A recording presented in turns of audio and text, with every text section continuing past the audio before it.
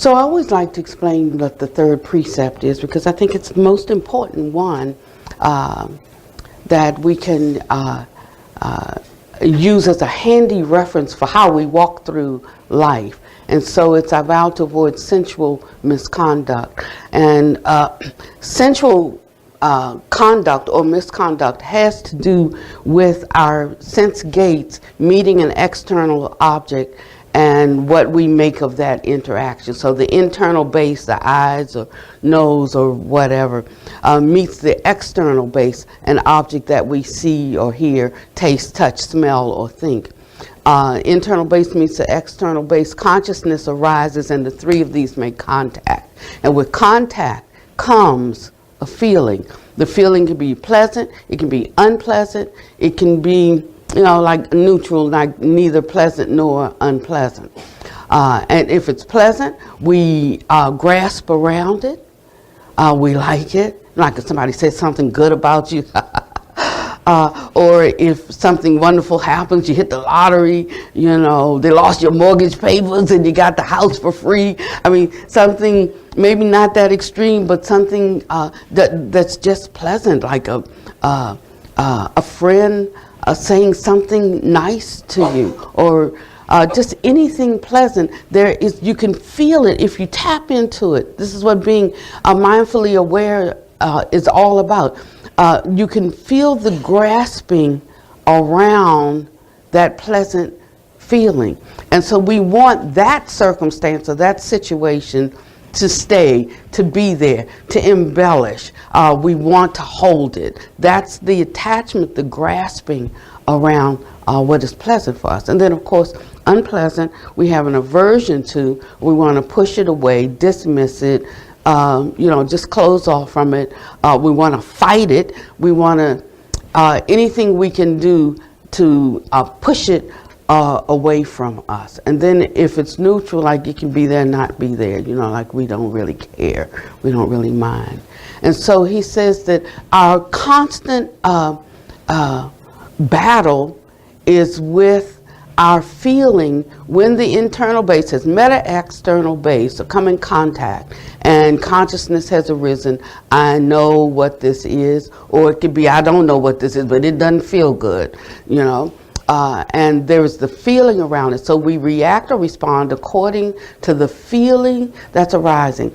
And so I think when we start really investigating the Dharma, we have this idea that it's all about reason, but he said that this is a Dharma that is beyond reason. It doesn't mean we don't apply reasoning, but reasoning is not at the pinnacle of the understanding of experience in the world. Reasoning ranks high. Otherwise, you just have superstition, and an unreasonable either fear or acceptance of something. But there is reason, but he says it goes beyond reasoning. A lot of our reasoning is based on empirical evidence, so we need the evidence. But we know that the evidence we have today can be different than the evidence that we have tomorrow or next month or next year. That's why our science keeps changing. I love science. I love science as it validates and verifies things. But even when we didn't have the science, meaning we have not realized what is happening, or at least what is happening on a certain level that may not include other factors that we might later discover, it doesn't mean that wasn't there all the time. It's just we just discovered it. And that's what we call reasoning. But you can see the faultiness in this. So if we make reasoning supreme, we're going to miss a lot of what is able to be comprehended. That's all I'm saying. So we use whatever wisdom we have, but whatever wisdom we have, don't think that's the end of the wisdom getting.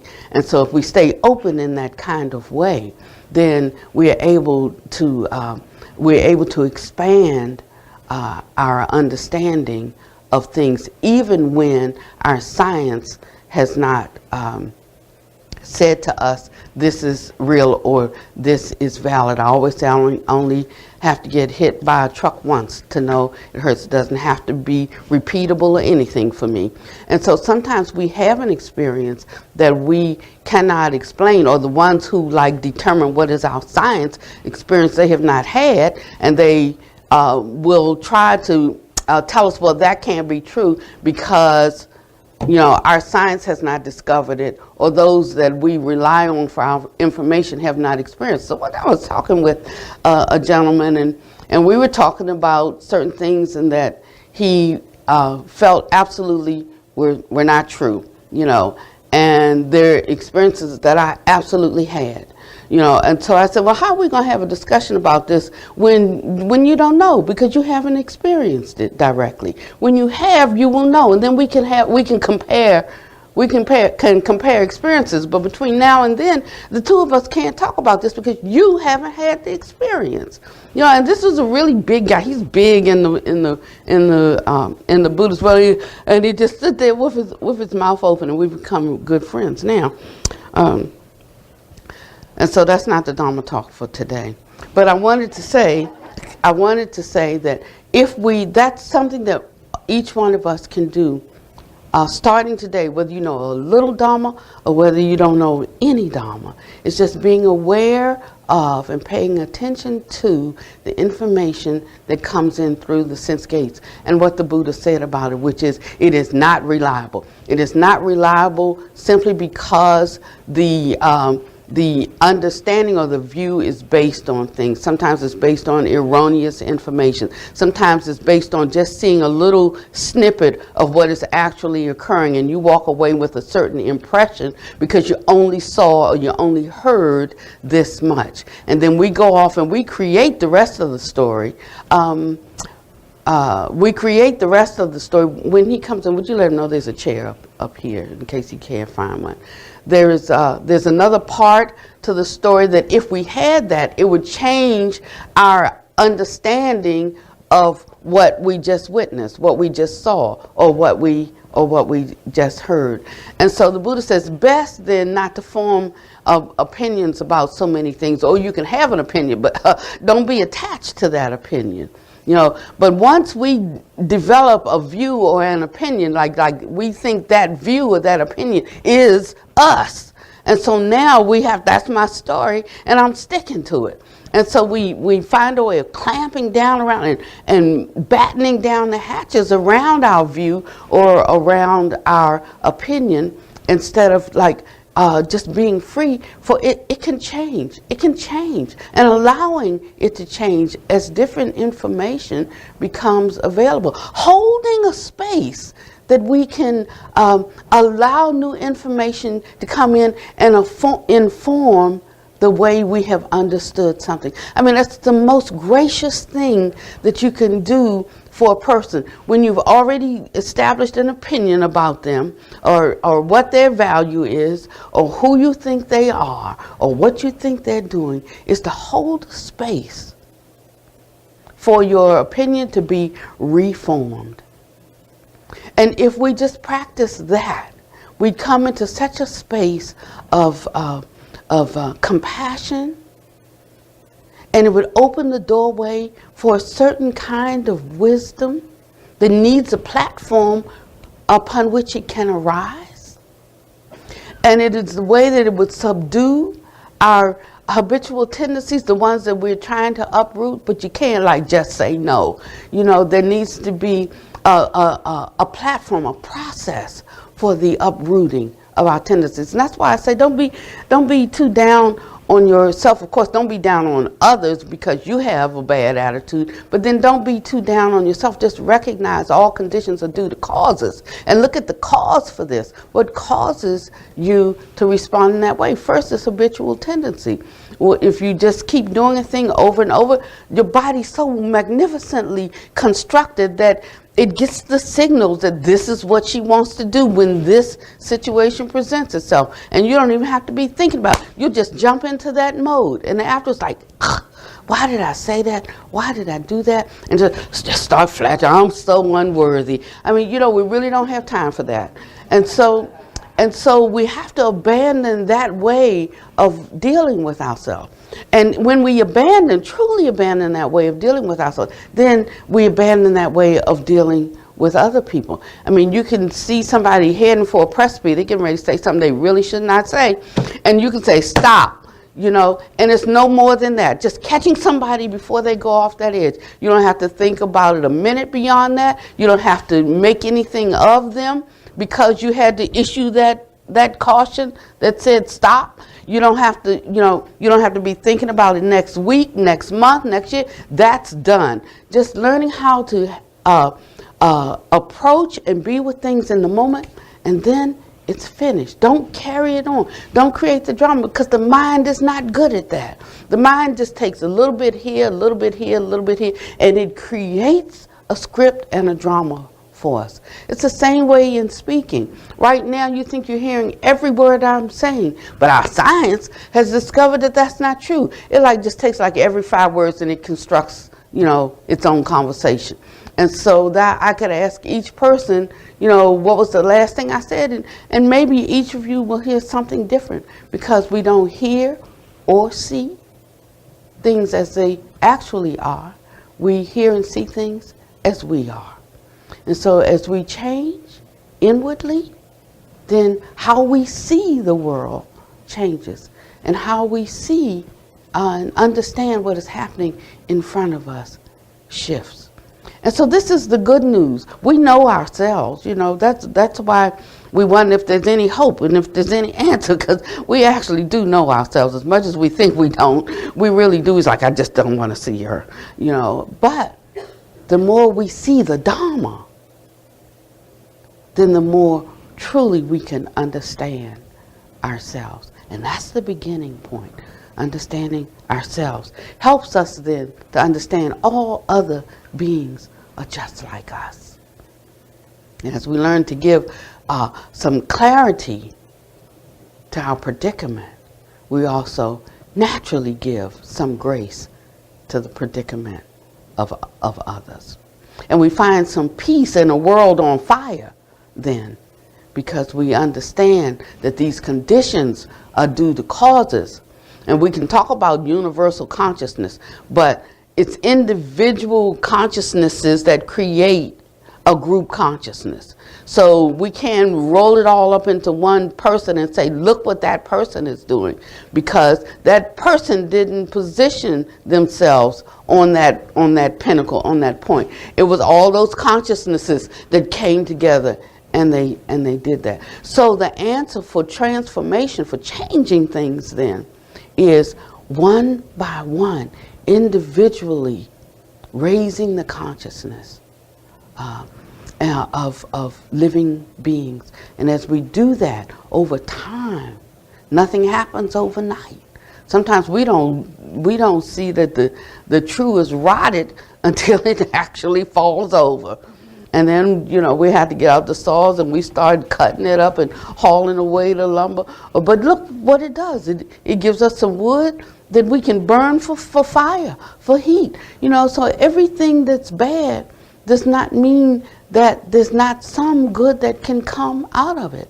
You can have an infection in your body and you don't know it until you become very sick. So now that you're very sick, something can be offered, a remedy can be offered. But when it was low-grade fever, you didn't realize that you even had it. So sometimes things have to get to a certain place before we can recognize, or at least before we can acknowledge that we are sick.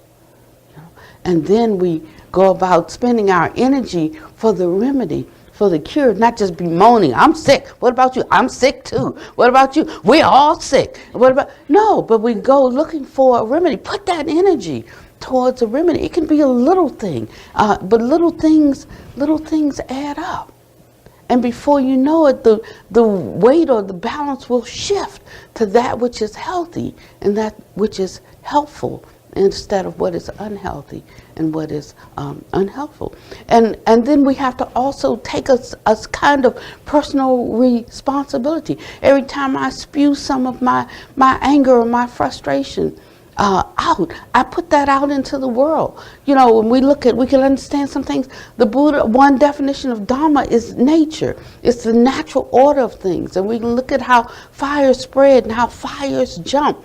And how you can have one little blaze here and it catches and it catches and it catches.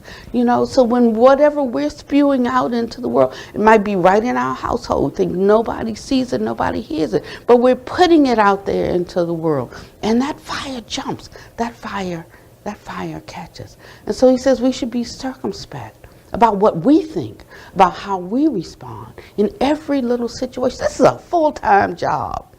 And so we don't have time to really be looking at what anybody else is doing. It's each one of us just looking at what am I doing? How am I contributing? Am I making it better? I'm getting ready to get to the Dharma talk in a minute. Am I making it better or am I making it worse? And so that's something we can begin to look at on a daily basis, is that we create our reality. We create our world. What kind of world are you helping to create?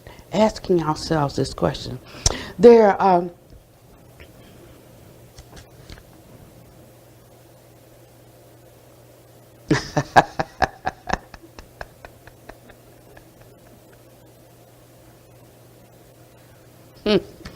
Oh, I was going to say this is the wrong one.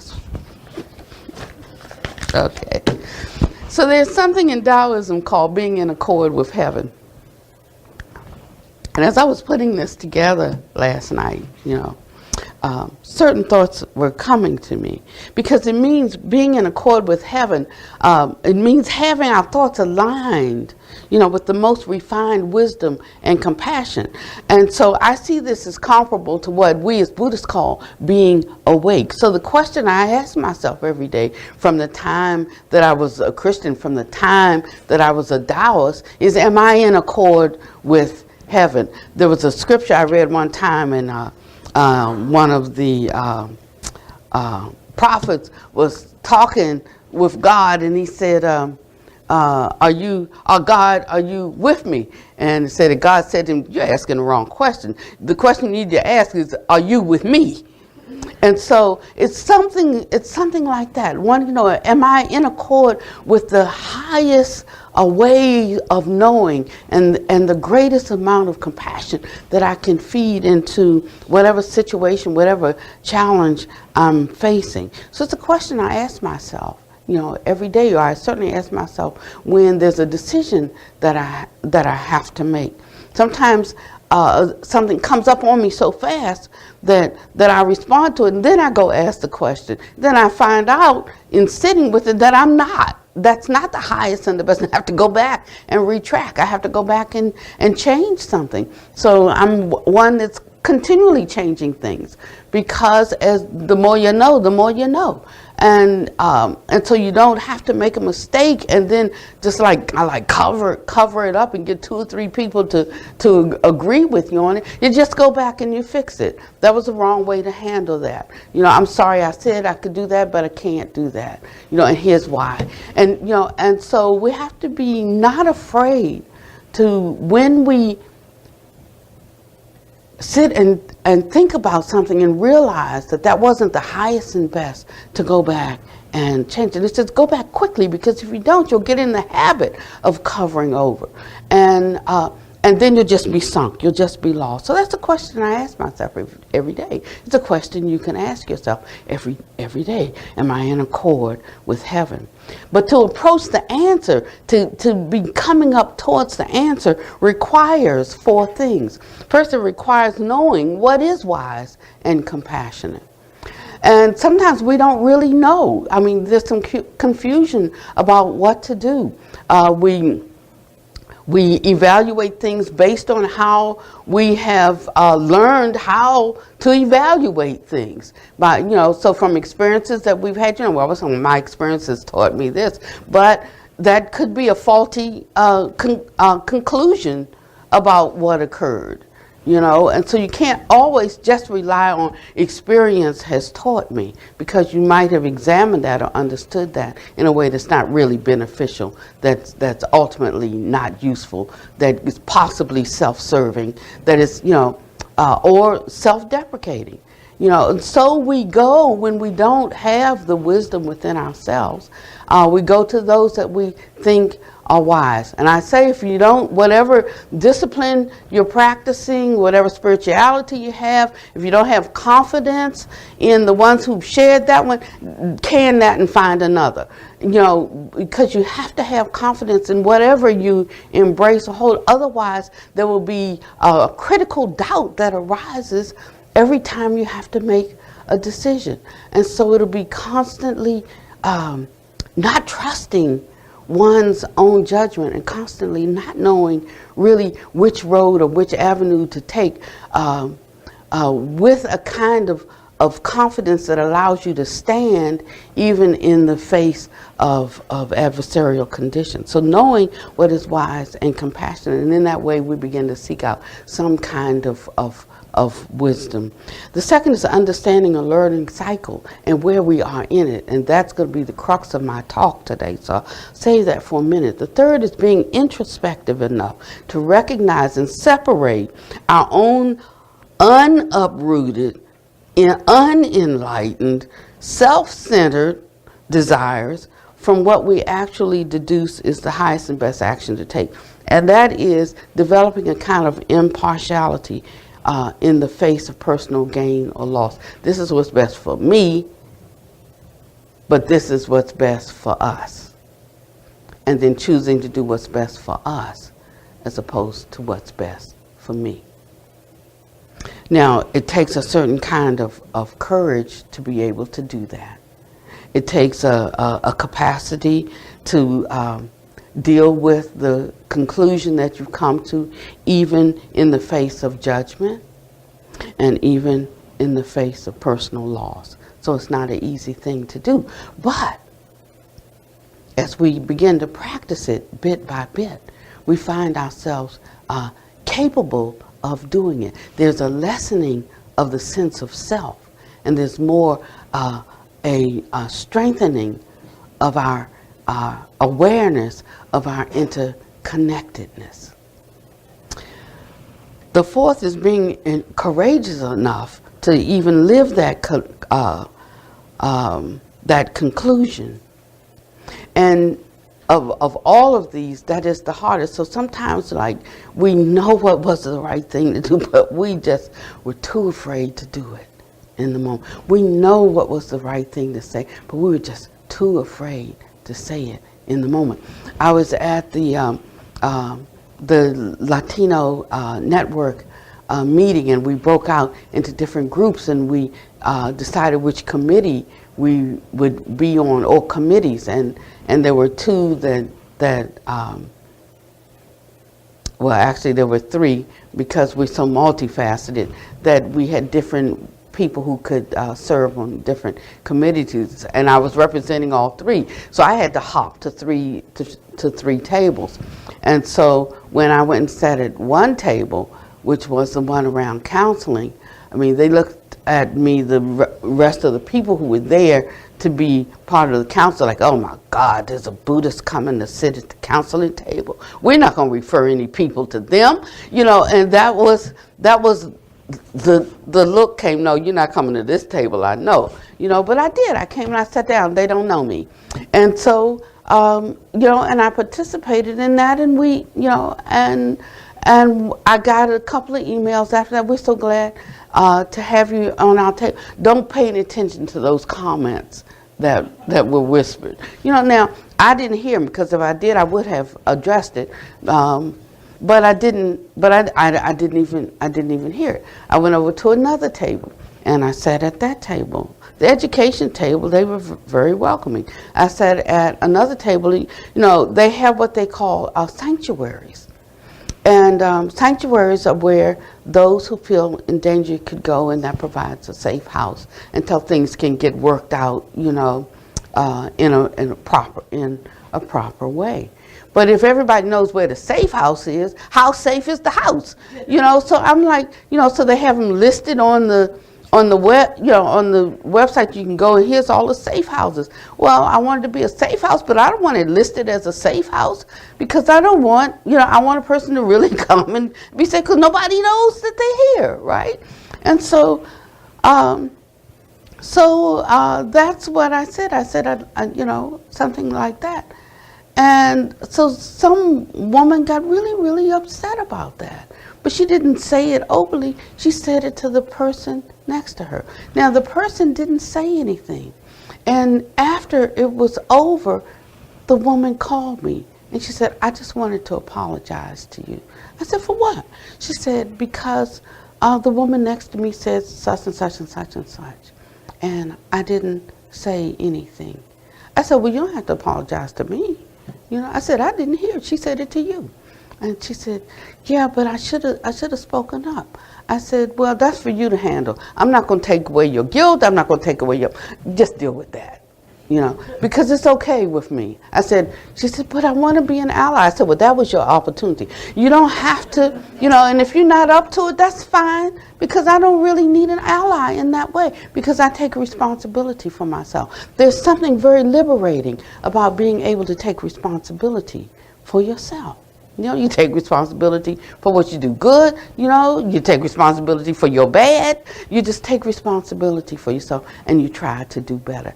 It's so enlightening. I can tell you the truth. Your day will go so much better. You can pick up things, and if they're like a hot coal, you can just drop them. You don't just have to throw them on your back and carry them and carry them and carry them. So in samsara, there's no such thing as an ending. We think of things ending, and starting over. But the Buddha said there's no such thing as an ending, because every ending is also the beginning of something else. So if that ending is the beginning of something else, it's the continuation. So it's a continuation. And life can be frustrating for us if we don't realize this. And in other words, if we're rushing to complete the current cycle, the current experience, without just really making sure we take time to investigate and understand what is happening, then we're setting ourselves up for a destined repeat because we missed the lesson. And so whether it's out of aversion because we don't want to deal with it and we just want to hurry up and finish it, or whether it's out of just taking it all in because of our greed for it, our lust for it, our wanting more of it, then either way causes us to not really get the lesson from it. And so he says that we should just take our time no matter what we're going through, whether it's good or whether it seems to not be good, and see what is the lesson. And it's not what is this happening, but how is this occurring? How is this coming about? We're always asking even the question, why? Why is this happening? But it's not why is it happening, but how? How is it happening? And he takes us right back to our sense gates, because our world is constructed by the information and how we digest and organize the information that is taken in through the sense gates, what we hear, see, taste, touch, smell, and think. And he says that but wisdom, true wisdom, is actually outside of that. So part of our practice and the end result is to penetrate, or to puncture that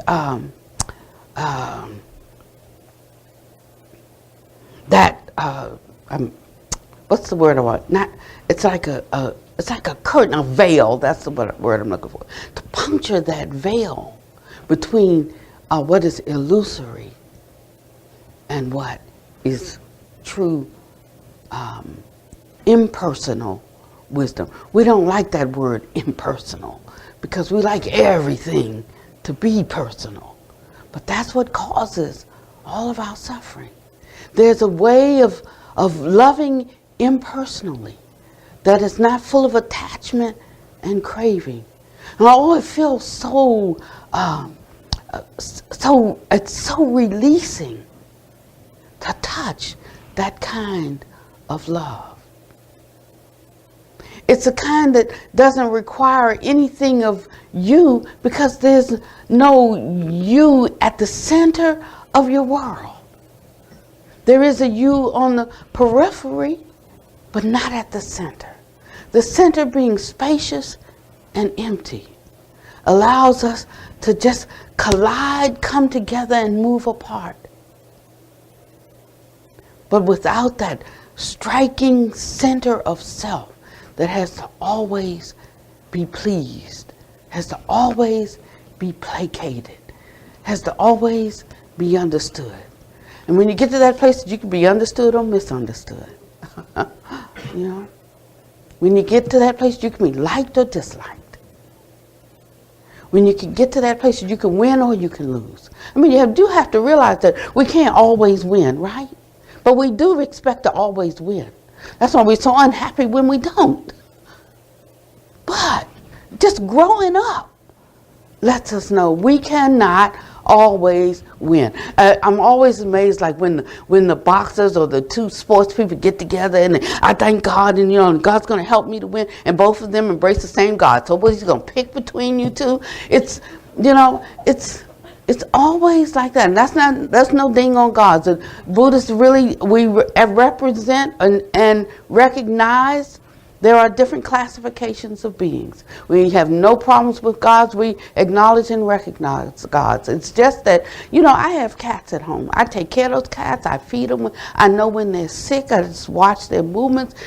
Take them to the doctor. Divine transportation. When they're hungry, food's in their bowl. I guess they think I'm a god.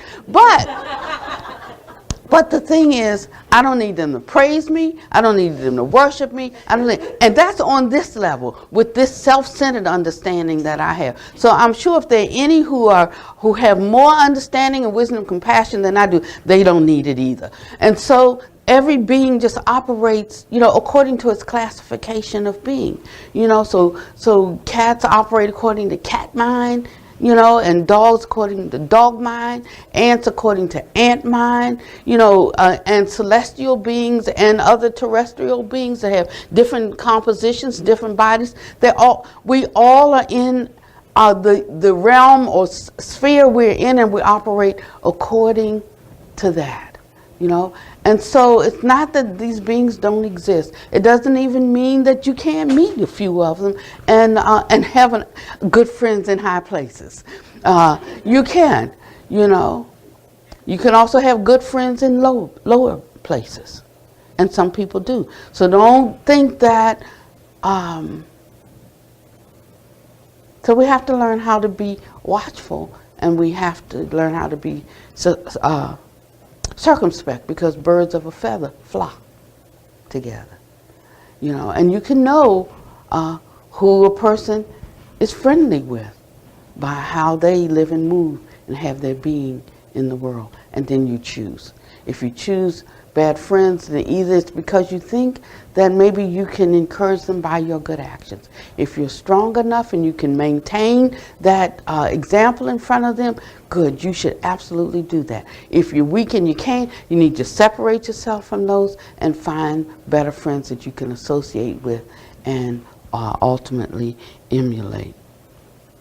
So this understanding the cycle that we're in, in some shape, some fashion, some form, we're destined to repeat the lesson if we don't observe and see what is arising in the present moment. But if we accept that the end point of this situation will only prove to be the threshold for another, we will dedicate the time to actually investigate it. And we'll see that in every situation, we still have a choice. We have a choice about how we're going to respond to that situation. Sometimes we act impulsively. Sometimes we think we're convinced that we don't have a choice.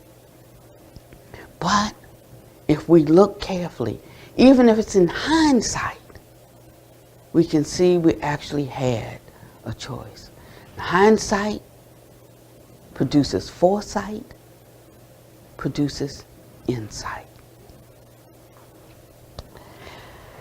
So this is the good news. We can be striding towards ignorance of the challenges that we're producing right now, or we can just be a few short steps away from peace, depending on our mindset. Mind is chief.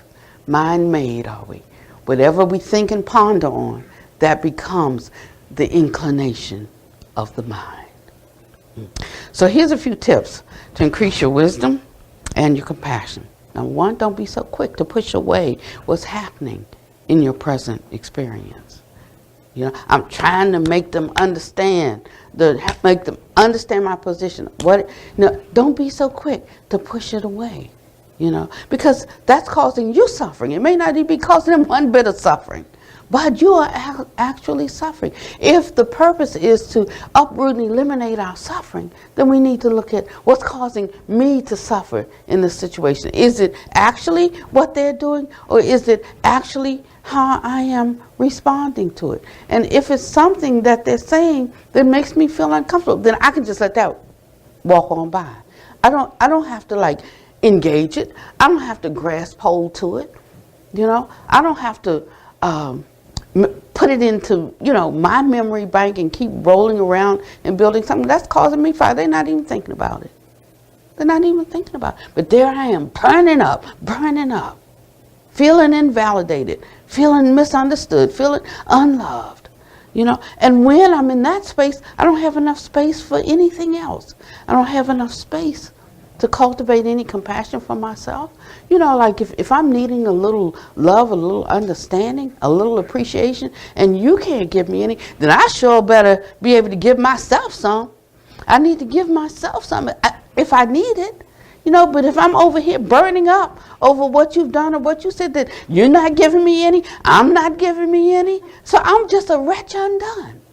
But until you can offer some solace, until you can give me some comfort, at least I can comfort myself. I need to know who I am, and I might just have to hold that. I just have to hold it for now.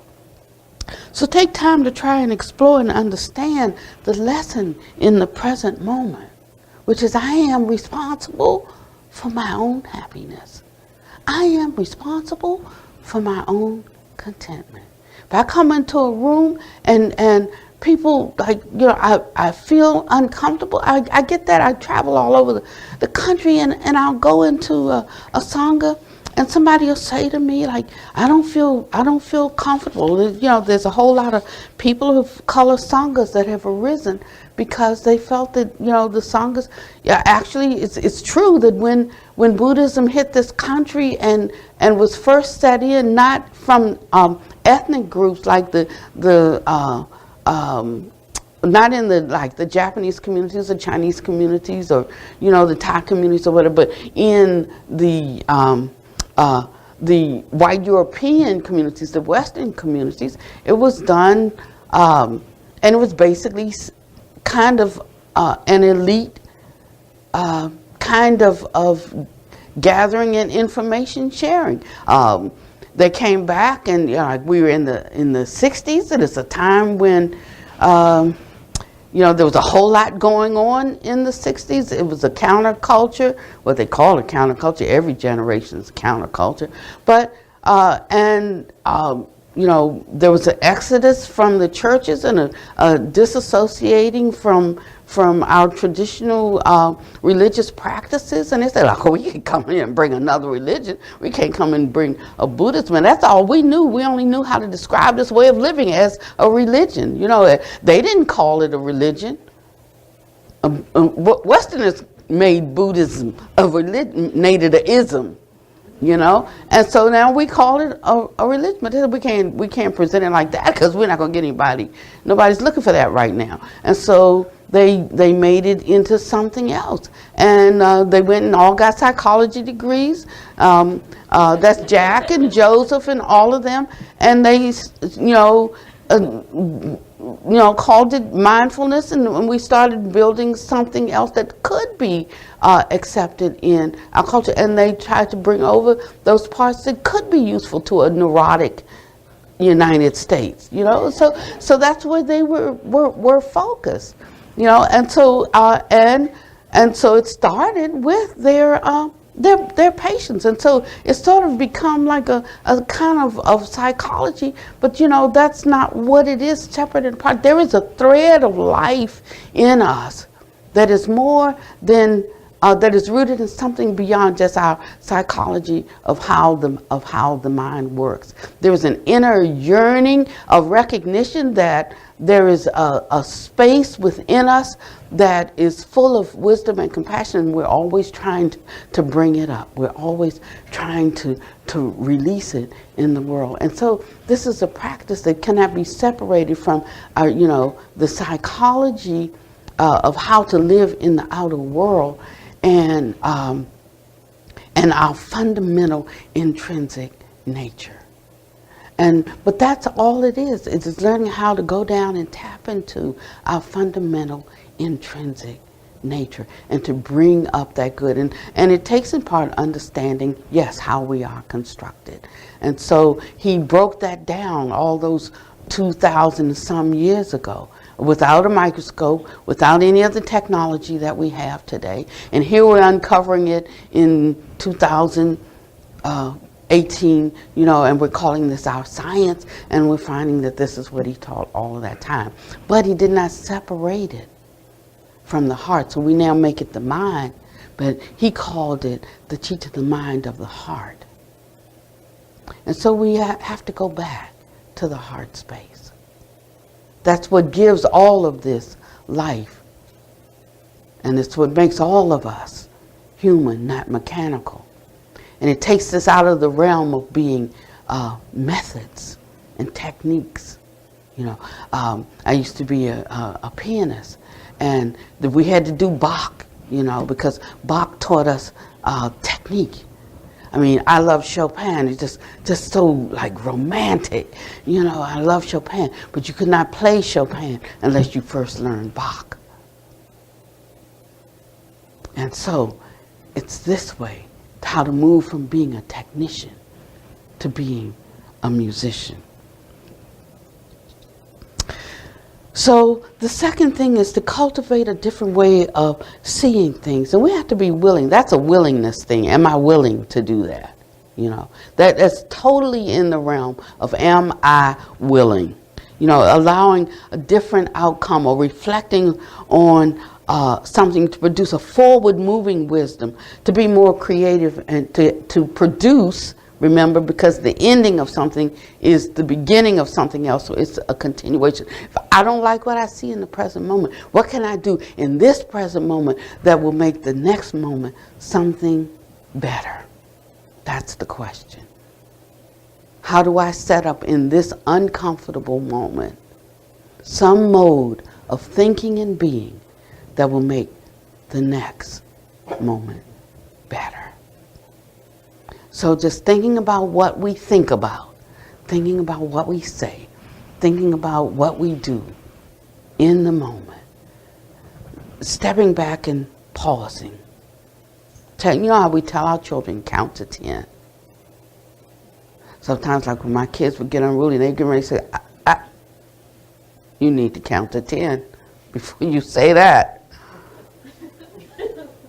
And I'm just telling them as a mother because I love them, but they'll get out there with that kind of attitude out in the world and somebody will smack them down, And so we have to train ourselves, and we have to allow the Dharma to be a mother to us, to train us in these kinds of ways. I don't want anybody out there training me. I don't want anybody out there teaching me. I want to teach myself, train myself. But we have to actually do it. And we do this. Nobody has to even know we're doing it. Nobody has to even know what we were thinking. We don't have to tell. Oh, let me tell you, I thought these terrible thoughts. I thought these dirty thoughts. I thought these nasty thoughts. I thought these mean thoughts. I don't care. I don't want to hear it. You don't have to tell me. You can purify that. How wonderful that is. So we don't have to confess all our faults. But if we have offended someone and we recognize it, it would be good to go to them. Sometimes we've done something and we've left someone with the wrong way of looking at things or understanding things. And they took it from us because they considered us someone to emulate. We need to go back and be person enough to correct that. It's no harm, no foul. And when one comes back to us, we need to be, compassionate enough to receive that. No harm, no foul. That's in the past. Now, it doesn't mean, like the question always comes up with that, what if I'm in a, because we always jump to the extreme. What if I'm in a abusive situation then? You can say, you don't have to leave mad, but you got to leave. It's like that. You don't have to put any extra energy with it. Just take the action that needs to be taken. Get to really know yourself. Non-judgmentally, I'm talking about, but clearly, and what causes you suffering. And when you begin to uproot that, you will start to experience a deep and lasting and a sure happiness. And whenever you're out of that space, whenever you're feeling discontent, you'll be able to focus right in. What is causing my discontent? What am I thinking right now? What am I doing right now that is causing my discontent? It might be something that you're doing and I'm allowing. Then what's causing my discontent? I am allowing that. I don't have to go to you are doing, I'm going to I am allowing. So that's what I mean. It's not a get out of jail free card for the other person. Some things just have to be addressed. But it's taking responsibility for your own response in that situation. And when we start doing this in the beginning, we may not be that good at it. Practice takes time. That's why they call it practice. It means that we're not going to get it right the first time. We have to keep working at it. Just keep working at it. And so maybe your speech might be unskillful. Maybe you just let it out. But you'll get better and you'll get better. And if you're the one that's on the receiving end, they'll get better if they keep practicing. Open to the acceptance that your mind has the capacity to love without limits, with no barriers except the ones that we impose ourselves. And when we know what is compassionate in this way, when we understand where we are in a learning cycle or where someone else is in their development, we will have the capacity to be introspective and humble but fearless, and we'll be able to walk out our mastery. That's how it's developed, and it's the only thing the Buddha said that brings about an ending. Self-mastery brings an ending to things. An ending to what? That's the question. There'll always be cycles of praise and blame, loss and gain, pleasure and pain, fame and shame. These are the vicissitudes of life that go with being in this particular world, in this realm. So it's not possible, to bring an ending to those factors in our life. But the personal suffering that's associated with the praise or the blame or the loss or the gain or the pleasure or the pain or the fame or the shame, that's what will be different. And we will uproot our inability to accommodate what is uncomfortable and what is unpleasant. We will uproot our aversion or disrespect for what's unfamiliar to us. We will uproot our paralyzing fear that we're not good enough or that we can't accomplish something. We will uproot the suffering that doubt brings, that keeps us from even trying things. We will uproot that almost imperceptible suffocation of the conceit, I or my tribe is better than the other. All of that will go away, and we'll find contentment, and we'll find strength that will make every day worth living, no matter how challenging. And people and situations will be worthy to receive our gratitude. I saw a woman on television the other night who lost her house and everything that she owned in the hurricane. And she said, I cried, and then I was done with it. I accepted, and I just move on. What else is there to do? That's forward moving wisdom. I now understand one of my favorite Christian scriptures, and I'm through with my talk today. I understand it differently than I did at one time. It says, I once was young, but now I'm old, and I've never seen the righteous forsaken, nor his seed begging bread. And I would always pull up that scripture when I was suffering, because I would look at and be feeling my momentary suffering, and I just would turn. I didn't know that this was a way of working with my mind, but I would turn my mind to that scripture, and whatever I was suffering or going through didn't seem so bad. I had some hope that there was going to be some relief. So I thought it meant I could trust in God to take care of me. This looks pretty bad now, but God's going to come to the rescue. That was my thought right then. And at least it got me over the present moment, because, now I know cause and condition, things arise, abide, and they leave. So, it's just like that. Things change moment to moment. So it's going to change, yes. That's the way I understand it now, but I understood it, like a different way then. But now, to me, it means something different. That my salvation is not that, but my salvation is my way of escape from suffering, if you will, is determined by my own thinking. Don't like your life? Change your mind. Craving for what's not present is the cause of your suffering.